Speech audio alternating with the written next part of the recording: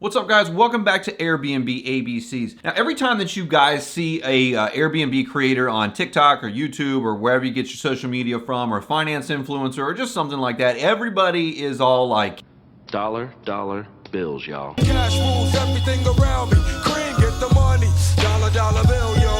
Because I want to make bank, bro. and to be honest with you guys, that is the truth. If any of these guys are being honest with you and they actually are in these industries and businesses, the chances are they are actually printing money out of whatever it is that they're doing, because, you know, the reason that I'm on here and the reason a lot of folks are on here is because they have done this, have been successful, and, you know, want to just pass this information on to other people so that you all out there can, you know, make money and try to get yourself out of that rat race. But the question that everyone should have on their minds, and it's what I had on my mind when I first started in real estate back in 2013 with long-term rentals and in short-term rentals when we started looking at this at the end of 2020, beginning of 2021, is how much money is it taking in order to make this money? And so that's what I want to talk to you guys about today, is the common expenses that you're going to have to, pay every month, every year for just one Airbnb property. We're going to look at the first Airbnb property that I had purchased, that we had purchased with our partnership. But first, if this is your first time here, hit the subscribe button down below so we can grow this channel, blow it up. If you guys have been here for a while, hit the like button. That really helps move this video forward in the YouTube algorithm. Now, what I like to do is break down expenses into 5 different parts, and this does not include your initial expenses. Remember, we're talking about your ongoing common expenses, so it's not including your down payments, your points that you might have to pay to buy down your interest rate, prepaid, such as, prepaid taxes, prepaid 1 year of insurance, or any setup fees or expenses such as, utility deposits, changing out furniture, remodeling stuff. This is just your regular ongoing expenses, because that's what's going to determine how much money you end up taking home at the end of the year. And those 5 expenses that I break those down into are your mortgage expense, your cleaning expense, your utilities, maintenance, repairs, and like pest control, stuff like that. And then the things that we really don't like to see, which is like your unforeseen disaster, oh my God, expenses, because those are the ones that are going to creep up, smack you in the head, and really just, take a bite out of your profit margin for the year. So we'll start first with your mortgage expense.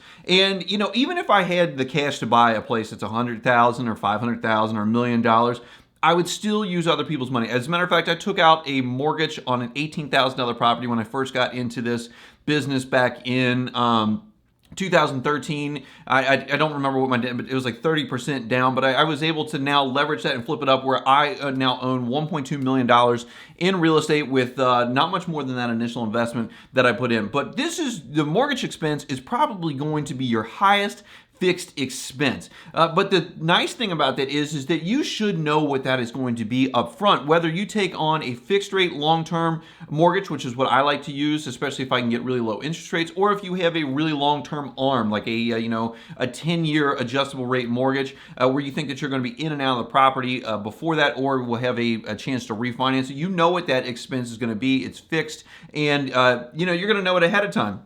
Now, how much that is depends wildly on how you structure, what type of mortgage that you take, how much down payment you put down, what your taxes are. Taxes can vary wildly. For example, when we look at the Texas market for Airbnbs, the property tax is quite a bit more than when we look at the Tennessee market, where property taxes are extraordinarily low. Insurance is another thing that can really boost or lower your monthly payment, because, again, insurance in Tennessee, pretty low. If I look at something on the coast where we're looking at hurricanes every single year, the insurance is quite a bit higher. But the upside with this expense, the small upside, is that this is one of the expenses, is the only expense that's actually going to pay you in the end. Because in that principal, interest, taxes, and insurance is principal. And the money that you pay out in principal is basically going into your pocket as equity in the property. And so every month you get a little bit of note pay down, which boosts your net worth altogether. A lot of folks will make more in equity than they will actually on the property, as far as when it goes up in value and when the note is paid down. And for example, on this property, our total mortgage, principal, interest, taxes, and insurance is about $2,300 a month, and that's because we've got it at a super low interest rate, and the taxes and insurance are low because it is in Tennessee, where those things are low. And so we get about $700 or so a month going into our pocket right now, and that'll go up as the loan gets farther in. But so you're looking at about $8,400 in money that is going into our pocket because of this mortgage expense, because of guests paying down your mortgage, the same way as tenants pay down your mortgage in a long-term rental. The next big expense that you're going to have is going to be your cleaning expense. And this is, specific to Airbnbs, VRBOs, short-term rentals, and it doesn't apply really to your long-term rentals because tenants live there and they clean it. But for your Airbnbs, every single time you have a guest check out, you're going to need to have the place cleaned, and it's going to need to be cleaned well. And things are going to be needed to probably be looked at, such as light bulbs that are out, smoke detectors that are beeping, TV remotes that don't work. They're going to change water in your hot tub. They might do some work with chemicals in a pool. This is by far your most important service that you are going to pay for. You are actually paying people. And so when you do find good cleaners, and it can be hard to find good cleaners, you might have to go through a couple. Fortunately, we haven't. We found good cleaners right off the bat, but you need to pay them well. These people are your eyes and ears of what is going on in your property every single turn, every single week. And this is one of the big advantages, in my opinion, of short-term rentals over long-term rentals. In a long-term, you may be, not in that property if you do quarterly inspections once every 3 months, or if you just don't, you only get in there when there's a turn in the property and be like, oh my God, they have destroyed this place. These folks are in there every, couple days, a week long or whatever, and they're giving you a good idea about what's going on in the property. Again, guys, when you find good ones, pay them well, pay them what they ask, because it will probably be worth it. Now, in the Smokies market, we find that you are looking at between $10 and $12 per 100 square foot on average is what I found is for cleaning fees. But for our purposes, for this rental that we have, last year, and this is between July 1st of 2021 and July 1st of 2022, we spent $10,885 in cleaning fees.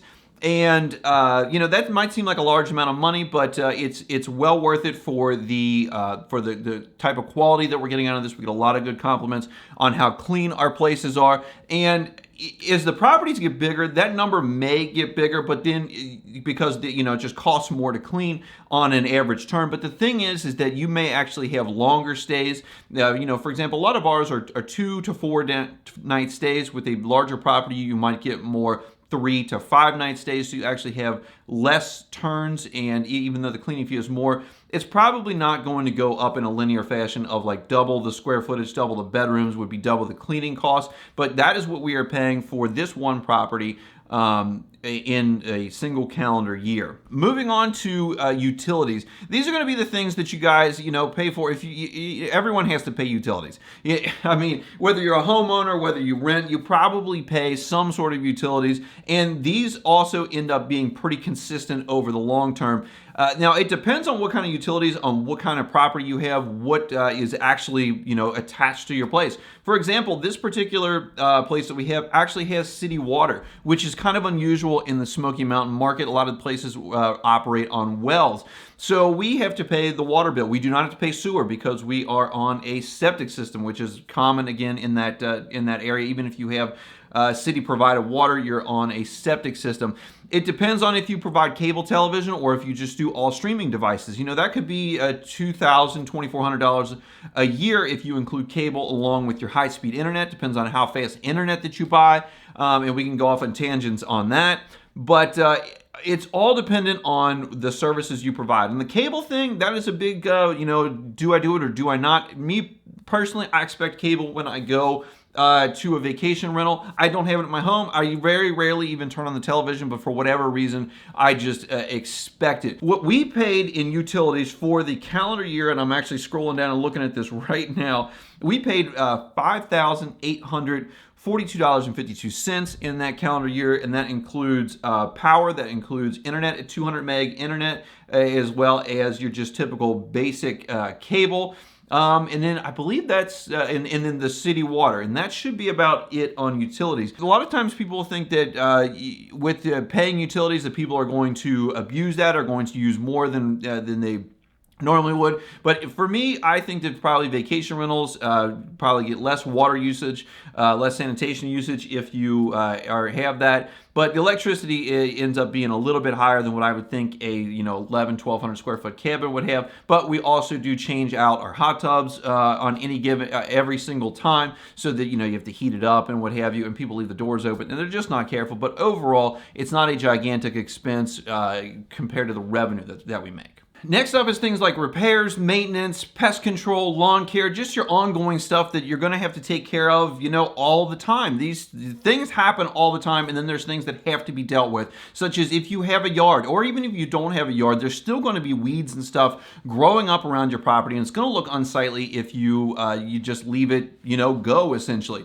So for us, when we get into lawn care, we only spent $420 on lawn care. We have a very small yard for this place, and it doesn't take much to keep it up. Now, on pest control, depending on where you're at, and a lot of these vacation markets are areas where, and you can see the dog walking around in the background, but a lot of these areas are places where bugs are prevalent. The mountains have tons of bugs in the south. The beaches will end up getting tons of bugs in your places if you don't take care of them. So you have to do that. So what we ended up had to do this year for pest control was $1,794 in pest control. And when we break that down, the biggest thing that we had was we had some squirrels that got into our attic that we had to deal with, and at the time that was about a $1,200 expense. So really we only spent about $590, $600 on pest control, and then another $1,200 getting rid of some squirrels and having that all taken care of. And when you look at repairs and maintenance, we spent $5,274.17,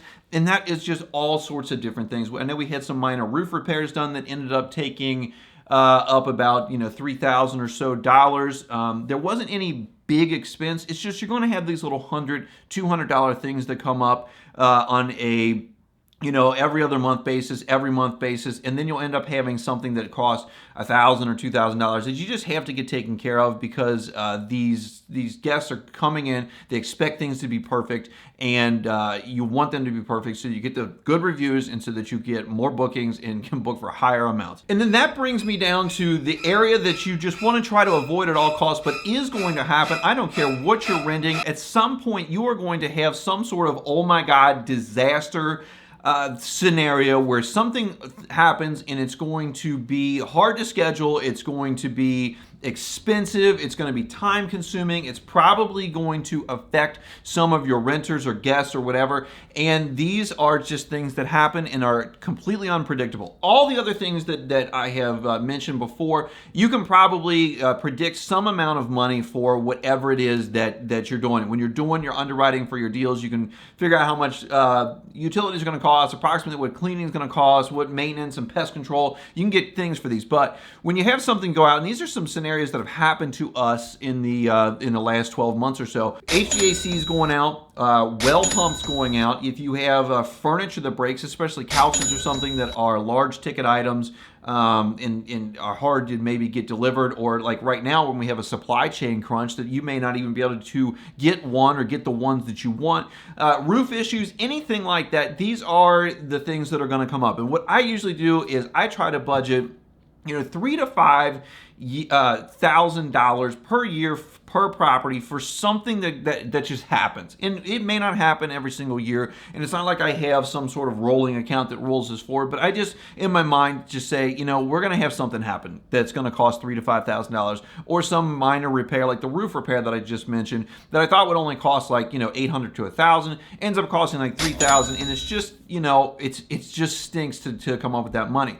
So the thing is that it's always going to be during a bad time. It's always going to be during slow season where you don't have as much revenue coming in, the bank account's getting a little low, or something else just happened. Like, for example, we put in the HVAC in March, and I think we had to put it in, that was $5,300, and then we had to do a well pump a couple months later, I think in June, and that was $2,800. Both of those things on the same property.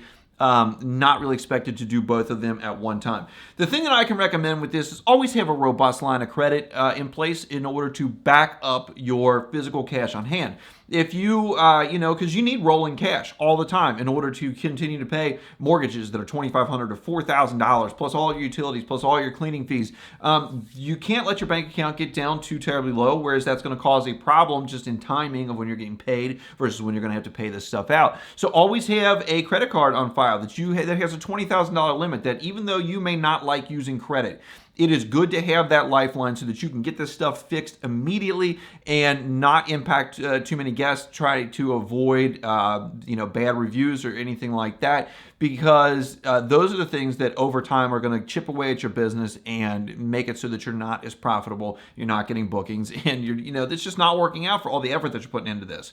Lastly, there are just incidental expenses. I don't really even account for any of these. I mean, I do in my software here to make sure that I get all the tax deductions that I possibly can. But these are like linens, towels, minor breakage, glasses, things like that, and theft. People do steal stuff. We've had coasters taken and such. I don't charge guests for that. Again, I'm not trying to get bad reviews because they will retaliate, because people that will steal stuff from you will also lie on reviews in order to get back at you for trying to charge them for the $5 coaster. So I just kind of let that go. Those are expenses that I don't really account for in any of my underwriting or things like that, but just know that you're going to have them, and so that it doesn't sneak up on you. All together, and there's some expenses, if you're adding this up in the thing and seeing if I'm being accurate and lying to you or whatnot, I'm not.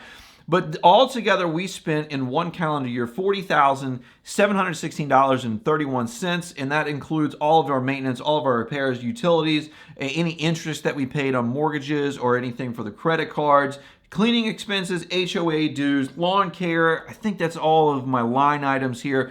And so that gives you guys an idea about this particular property. Those expenses may not line up with what you have. You may have a larger property that has larger expenses. You may have a larger mortgage with a higher interest rate with less down payment that has a much higher interest expense line.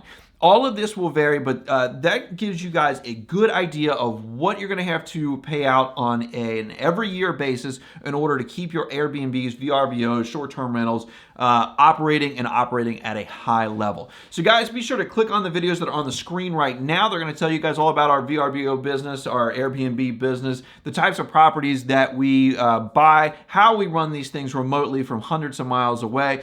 If you guys wouldn't mind, hit that subscribe button down below, hit the like button. I appreciate you guys watching all the way through this probably 15, 20, 30-minute video. Heck, who knows how long it'll be once I edit it out. I will see you guys next.